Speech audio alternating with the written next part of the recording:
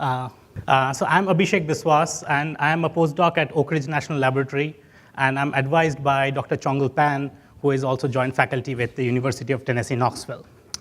So I'm going to talk to you about assembler we have developed called DISCO, which is able to assemble very large Illumina data sets and also integrate PacBio reads into the Illumina assembly if you have PacBio reads. So the reason that we would want to develop high-scale, high-performance assemblers is because metagenome sequencing projects are sequencing more complex microbial communities which have a lot of low abundance organisms. And these organisms typically won't show up in your sequencing if you don't sequence deep enough. And if you do deep sequencing, you're going to end up with terabytes of Illumina data. Also, if you did a round of the posters yesterday and day before yesterday, most of the metagenome sequencing projects would like to collect samples across time or under different circumstances, under different environments, and compare them. And most of the projects want to do a composite assembly, pool those samples together, and assemble them. And that is going to generate these terabase scale data sets. And to do these kind of terabase scale assembly, you really cannot rely on a single computer because most single computers don't have enough memory. And also, if you're running it on NURCS machines or a compute cluster in your university, these assemblies run for a fairly long time, and most of the assemblers are going to get stuck in because of the maximum job time that is allowed for a single job on these clusters. Therefore, we developed a distributed assembler with full checkpointing called DISCO, which is able to do the assembly, at least the largest part of the assembly, in parallel using message passing interface. So basically, DISCO is a overlap layout consensus graph assembler, and the graph construction is the most time consuming as well as the most memory intensive phase, and we have completely distributed that phase. And also we have distributed most of the graph simplification phase as much as possible into the distributed part of the code to allow much faster execution time. Ultimately, of course, we have to pool these subgraphs together and generate the final consensus sequence and the context. And also, we have a loop here. We want to make sure that we are not, during simplification, we are not clipping off edges which could belong to low abundance organisms. So we have a loop here which makes sure that most of the reads from your original data set actually end up in the final assembly, which may not be the case in complex metagenome assemblies. So we bring back those unused edges. And also, the main advantage of DISCO is that we are also distributing the memory usage. So for example, here, if you have 3 processes which are trying to build this graph, the algorithm actually load balances so that each subgraph is almost equal sized. Though reads belonging, so these vertices are tagged with the color where the read is stored. But though the read may be stored in some other process, it can actually be part of a subgraph in another process. So that way we distribute the memory usage. So the way that we are able to do this kind of distributed computation is by using a twofold hybrid communication approach to kind of synchronize these parallel processes. So generally, we use what you call point-to-point message passing to synchronize these processes to make sure they're load balanced, the subgraphs they are building are equal sized, and also to make sure that we are not recomputing edges. But for distributing the memory, we use the new message passing feature called remote memory access. Also, sometimes it is called remote direct memory access, because this allows a process to access the memory of another process without actually interrupting whatever this process is computing on. Using this technology, we are able to distribute almost 70% of our total memory usage across these parallel processes, significantly reducing the memory that you would require on a single machine to finish the assembly. Here is an example of a data set that we assembled and compared it to some of the other really popular distributed assemblers. So we compared it to Today, Meta, Hitmar, and Abyss. And as you can see in this execution time chart, our assembler actually does much better job of, it takes lesser execution time compared to the other assemblers, though some of them scale better.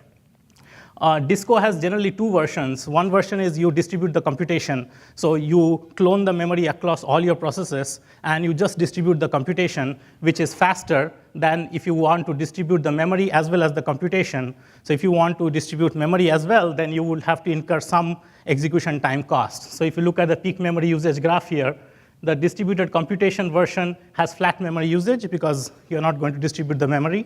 But if you use the distributed memory version, as you throw in more nodes onto the process, you are able to scale down the memory usage.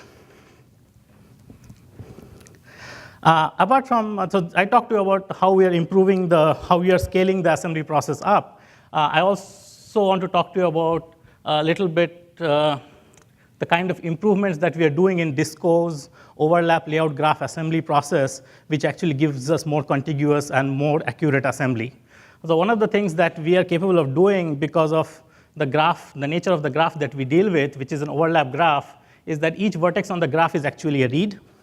So since it is actually a read, not a k-mer or a single base pair in a k-mer, we are able to use, we are able to use the mate pair information very early in the graph constructions phase to kind of resolve these bubbles and clip off branches which otherwise would not allow us to generate a more contiguous path in the graph.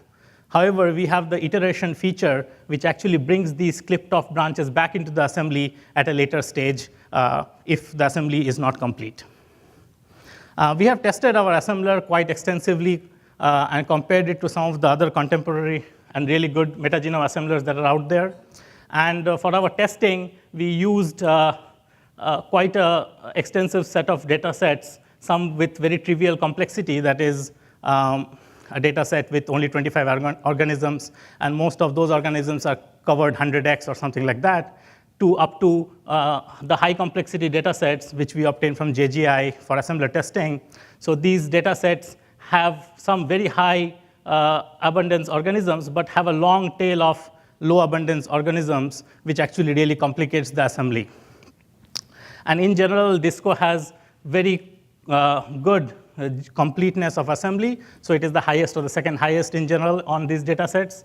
And it generates a much better contiguity compared to the other assemblers when you measure the NGA 50, which is the length of the correctly aligned sequences that you're generating. And also in terms of accuracy, Disco does a better job of accuracy and generates fewer misassemblies when you normalize by the N50 score. So we can give you better, more contiguous assembly. Now these were all mock data sets. I want to talk to you about the real world data set that we assembled, which is a wetline metagenome data set from Susan Tringe's group. So here it's 500 million reads, 2 cross 250 base pair reads. And as you can see in this chart, on the x-axis you have the scaffold size, on the y-axis the percentage of reads that we could map back onto our assembly. And Disco does a much better job of mapping more reads onto the assembly compared to the other assemblers that we tested on. Also, the main, also of note is that we can map more reads to longer contigs compared to the other assemblies. For the same metagenome, if you look at the execution time and the memory usage of Disco compared to the other assemblers, so this metagenome can actually be assembled on a single node with 500 GB of memory, and Disco is slightly faster than megahit, but you can see Disco has a major advantage in the memory utilized, because we are very careful about how we are using memory. And but however, some of the other assemblers are not able to finish this assembly on a 500 GB node. Another advantage of Disco is, since it is distributed, you can actually run it on a machine or a cluster with 120 GB nodes like Cori, and you can actually complete this assembly on a 120 GB node. And the only other assembler that can do that is Ray Meta, but you can see we take much lesser time compared to Ray.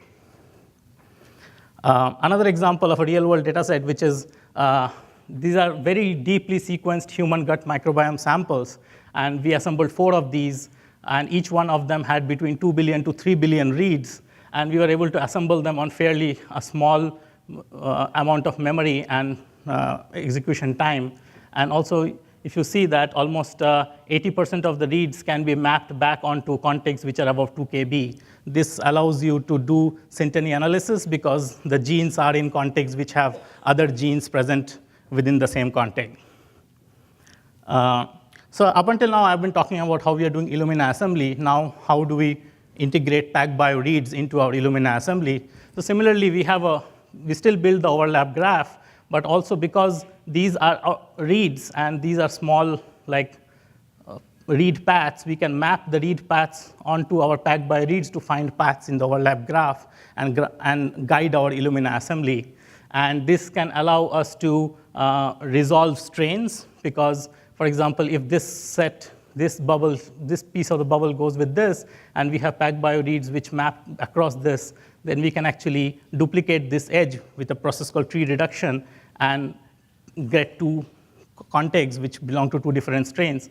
And similarly, this edge can be duplicated based on the PacBio read information, giving us better assembly of low abundance organisms which might be causing bubbles.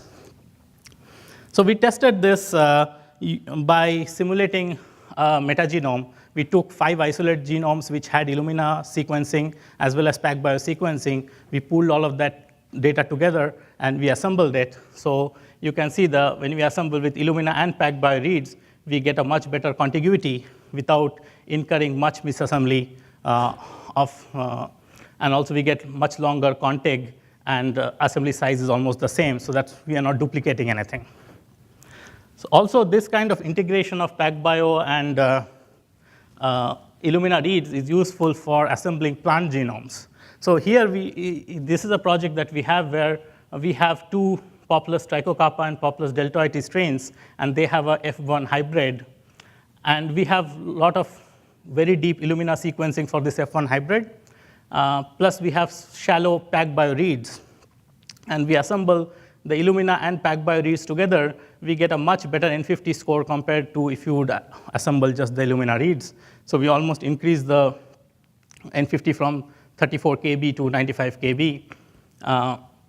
And this is a fairly heterozygous genome. So we want to resolve the 2 haplotypes. So the Populus genome is around 400 to 500 MB. So our assembly here is around twice of that, which is around 800, close to 800 MB with some shared region.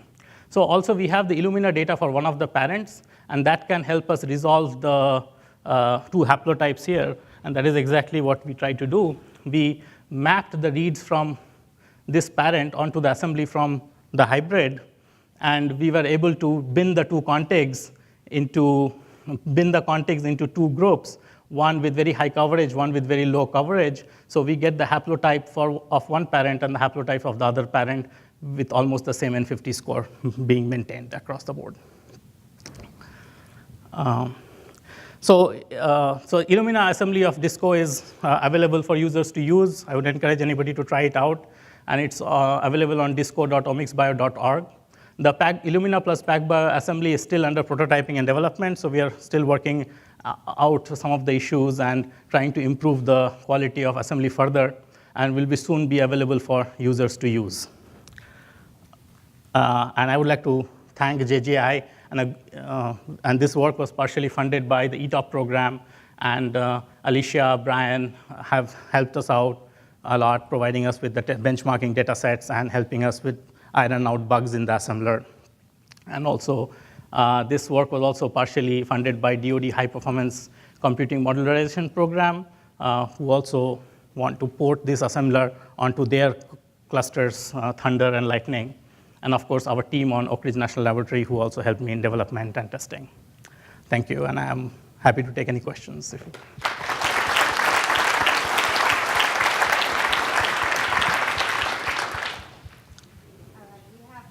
We have time for a few more questions. Maybe I'll start with a question. Have you looked at the optimum sequence coverage of either platform to sort of get an ideal assembly? I don't know if you've done any subsampling or to see how much coverage would you need for either platform to get best assembly results. So the work with the PacBio is still, we have not tested a lot about that. But generally for a metagenome, you would at least need around 40 to 50x coverage. But with a metagenome, the issue is that if you do 40 to 50x coverage, you're only going to get the high abundance organisms. Right. The low abundance organisms may not even be covered. So you really have to go very deep, like 200x coverage, to at least get some of the low abundance organisms into your assembly. So it's basically the coverage that you want depends on how many of the low abundance organisms you want. So if you, for most plant soil communities, even with 200x coverage, you may only assemble 1/3 or 1/4 of the metagenome. Yeah, in relation to that, and a common thing we've seen in metagenomes is if you do go very deep, you'll get things that are, 1,000x coverage, and those will actually assemble disastrously poorly. Do you find that you're able to get those high coverage things assembled well with this method? Actually, DISCO, if it is too high, if the data set is covered, in the sense some of the organisms are covered very deeply or all the organisms are above 100x coverage, DISCO actually performs worse compared to something like, so let's say spades or megahet, which is good at assembling these very deep coverage organisms. But we are looking into that. I mean, generally, DISCO has really good performance in assembling a complete assembly of metagenomes which have a lot of low abundance organisms. So we are able to bring those into longer contexts. One more. Yeah. How are you dealing with the high error rates in the PacBio reads? Okay, so right now, so if I can go back to this thing. So here we have we map the, so initially we have an overlap graph and we do some simplification on the overlap graph to get certain long certain long sequences which have good overlap evidence. For example, if there is no branch here, you can actually merge these two edges to get a longer edge, and that is a fairly long 1 kb or 2 kb piece with overlap evidence. After that, and then at that point, you can fairly certainly map it to a PacBio read and be sure that you're not going to map to something completely different. So if you, for example, if you take a 200 base pair piece and try to map it to all the PacBio reads, it will hit all over the place. On the other hand, if you have a 2 kb piece and you try to map it onto PacBio reads, it will map better to the correct PacBio reads. So that is how, so we are doing certain amount of simplification of the overlap graph to get these unique edges, which are fairly long, and then mapping the PacBio reads onto it. So we reduce the error in mapping to PacBio reads a lot by doing initial overlap graph simplification. All right, if there's no more questions, let's thank Abhishek again. Thank you. Thank you.